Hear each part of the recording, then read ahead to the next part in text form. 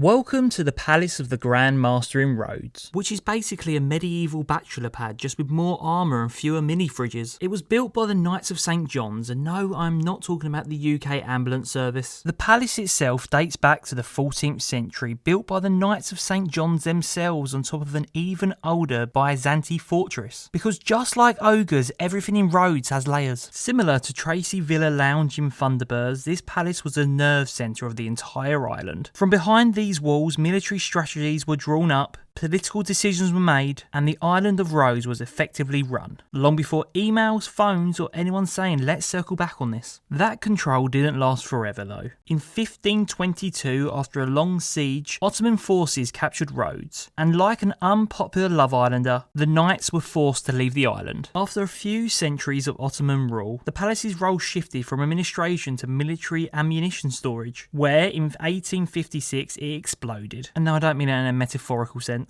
A lightning strike ignited the stored gunpowder, triggering a blast causing extensive damage to most of the structure. After the Ottomans were defeated by the Italians during the Italiano-Turkish War of 1911 and 12, and yes, that is a real war, the palace was under new management. During the 1930s, Italian authorities began a large-scale restoration of the palace. The aim was not only to repair the damage left by the blast, but to present an idealised version of its medieval past, but with accuracy occasionally taking a backseat to appearance. The palace seen today is therefore less of an untouched relic and more of an archaeological equivalent of a Hollywood based on a true story film. Following the Second World War, Rhodes was back with the Greeks, and the palace soon opened up as a museum, offering visitors the opportunity to view its vast halls, mosaics and sculptures. Today, the Palace of the Grand Master stands as one of the most recognisable landmarks on the island, a building that's been a fortress, headquarters, ammunition store and museum, which is a fairly varied CV for one postcode. And there you have it, that is the Palace of the Grand Master in Rhodes. Like and follow for more ad talk and let me know your favourite road is.